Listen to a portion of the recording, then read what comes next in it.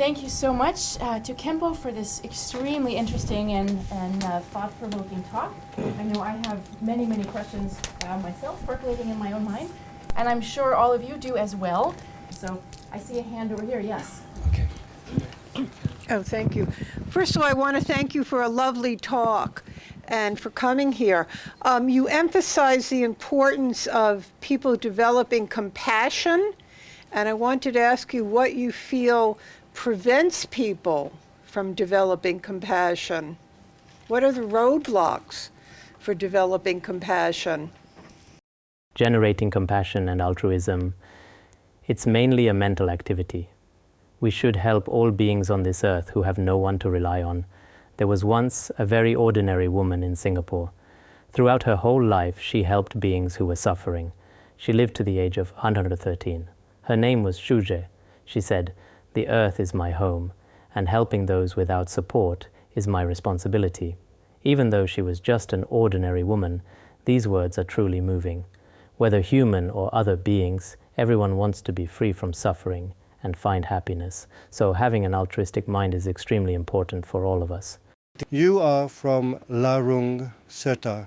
Can you tell me a little bit about how many people there are from the local area and how many from the outside or other parts?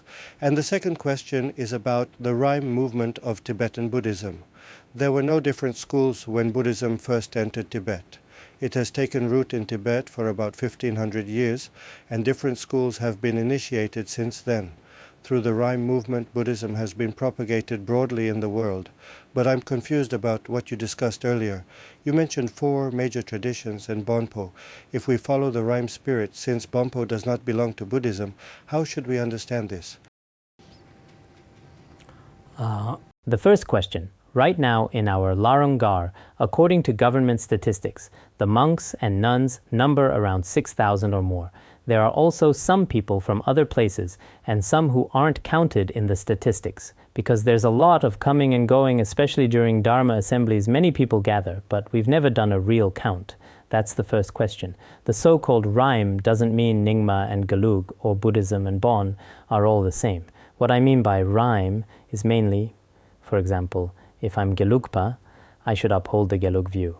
Likewise, those of other schools should uphold their own views, but between the different schools, we shouldn't argue with or exclude one another. I think that's unreasonable. Each school has its own strengths and characteristics. If we grasp this, it's also very necessary for unity within Tibetan communities. It's also very important, whether Bon is Buddhism or not. Historically, there's been a lot of debate. From Buddhism's perspective, those who take refuge in Buddha Shakyamuni are Buddhists. Those who don't take refuge are not Buddhists. Judging whether someone is Buddhist or not mainly depends on whether they've taken refuge, whether Bon is Buddhism. There's also much debate about this. Anyway, historically, the Bon teachings are vast and profound, with many remarkable accomplishments in various fields. Master, I know you have a Weibo with a huge number of followers, many followers in mainland China. I'd like to ask, what's the reason you have so many followers? And I'd also like to ask, what do you think Weibo means for you, for Tibetan Buddhism, and even for Tibetan people? What kind of impact does it have? The word fans comes from English. I've also said before, the numbers on Weibo also have a lot of false data. I'm not clear on the specifics. The Buddhist and Tibetan cultural content I post, there really are many people viewing it. A few days ago when I went to Germany, I posted a story about a Tibetan person and it received 14 million views. Even though many people are viewing it, I'm not clear why there are so many. To use the internet and technology to promote such valuable culture is very important. Although on Weibo there is some false data, for me personally, there's no need to do that. And it's so fascinating. I mean, this is one of the reasons why tonight's talk is so exciting. The idea that we are now in a world of new media, and this is an opportunity to talk with someone who is exploring what new media can do for something that's over 2,000 years old. So it's a really interesting historical and cultural moment that we're at. And I thank you for that question. That's a very interesting question. So who else would like to ask a question? Yeah. First, welcome you to come here to speak with us. I've heard in Larungar, so many Khenpos such as you and Khenpo Tsultrim Lodro make great efforts to protect and to promote Tibetan culture. I want to thank all of you. Khenpo just mentioned Buddhists should not disparage or repel other religions. In Buddhism, we do not encourage people of other traditions to follow our own tradition. Tibetans' traditional belief is Buddhism. However, today many Tibetans may easily follow other traditions. Such phenomenon exists at home and abroad. So Khenpo, do you have any advice for that, how to avoid such phenomenon and how to protect this kind of people? You're very right.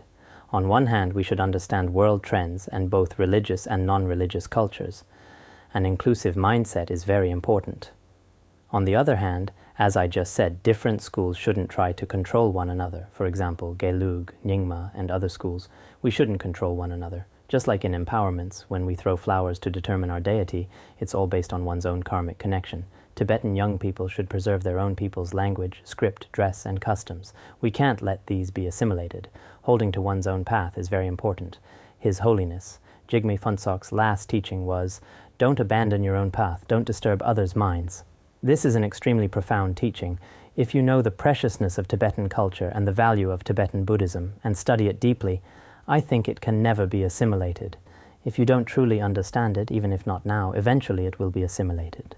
Coming to this place, some Tibetans maintain their traditional culture while others have lost their traditions in language and culture. There's no difference from Americans anymore. So you spoke about secular values of Buddhism, such as compassion, and it seems like a very individual practice.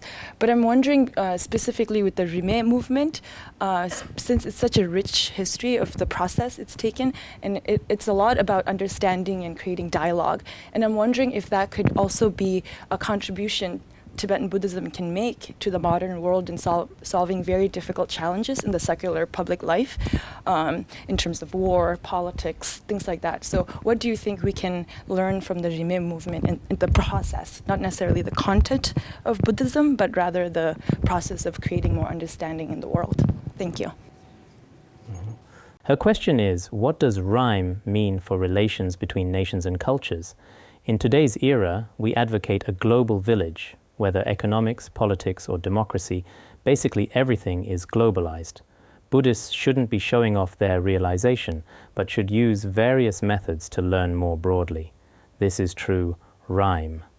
If we can do this, there won't be conflicts or arguments. We can accomplish more meaningful things together.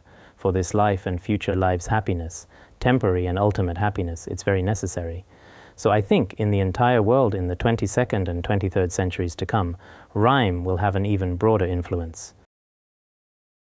First of all, thank you, Khenpo Sodargi, for coming here today. My question is, I've heard in Tibet there is a movement among farmers as well as nomads. Because of their belief or other reasons, they are encouraged not to kill animals and not to eat meat. This is very common in Tibet now. We are from Tibet and very familiar with the cold environment there. So if we don't eat meat, is it a benefit or a harm to our health? This is my first question. And also, if we don't kill animals, then indirectly we offer an opportunity to other ethnic groups, such as Muslims, to make money. They buy animals from us and then sell meat back to us at higher prices. It may happen like this. So do you think the movement of not killing animals and not eating meat can help the development of Tibet in the long run or not? What is your opinion? Thank you very much. She's asking about not eating meat. Many people in the world, even without religious faith, don't eat meat for health reasons. Not eating meat can make the body healthy. Pigs and cows don't eat meat either, yet their bodies are still very strong. Animals carry various diseases that can be transmitted by eating meat. This is a conclusion reached by many famous doctors through research. So I think not eating meat not only causes no harm to the body, but is in fact very beneficial. Modern medicine also talks about this a lot. Whether in Tibetan or Chinese areas, for us monastics, not killing is Buddhism's special virtue. Why? When beings' lives are taken, it's extremely painful. So killing is the heaviest negative action. If our own life were killed, it would also be extremely painful. Also, if we don't kill, does it affect the economy? I don't think so. For example, nowadays dozens of cows are crammed into a single truck and sold off. Many herders become very poor, with neither fields nor cattle. It's truly sad. If we don't kill but raise livestock, we can still maintain our livelihood well. Killing not only makes many herders poor, but also brings great suffering. So from a livelihood perspective, not killing is also very beneficial. Thank you, Khenpo. My question is about the Rime movement in Tibet, as well as the existence of different schools. These have existed with a long history. Do you think the Rime movement, as you just mentioned, is supported by high lamas or tulkus from other schools? And how do the ordinary Tibetans regard Rime? What will be the future of the Rime movement in Tibetan Buddhism given the current situation? Regarding what we call Rime in Kham and Amdo, most monasteries, monks, lamas and tulkus believe it has great significance in this present age. Nowadays in Kham and other regions, every year in monasteries, Sakya, Nyingma, Kagyu and Bon hold round-table meetings. They exchange ideas on studying Buddhism and Tibetan culture and on how to promote both. Everyone discusses with a Rime attitude. This is very important. Over 4 or 5 years, many such meetings have been held, and these meetings have all been successful. For ordinary Tibetans, around a monastery, there are many Tibetan people. From Tibetan tradition, what the lamas and sangha support, most Tibetan people will support as well. So there's no disagreement. They feel that revitalizing the Tibetan people's language, script and culture is very meaningful. Of course, there are also a few people who oppose it, but most people are supportive, although we don't know what the future holds. According to the world's development trend, if Rime thought isn't promoted and we just stay in a small valley in Tibetan areas, we'll be assimilated by other peoples, other cultures and religions. We should hold to our own path and learn from each other. Now the whole world is very open. I think we Tibetans should also move with the times. I think that's a very that's a lovely place for us to wrap up. Please hold your applause for just a short moment. I'd like to ask that after we've concluded our program for the evening, if people could just stay seated for a few moments, we'll give Khenpo a little bit of a chance to leave. He's worked very hard. We've made him stand up for a long time, and we'll just give him a chance to exit, and then we'll all leave the room. So I want to thank everybody who made this wonderful event possible. I think we all learned a tremendous amount, and it was a very rich and rewarding discussion. And most of all, we'd like to thank Khenpo. Thank you so much, Kachinche. Really so wonderful to have you here. Merci.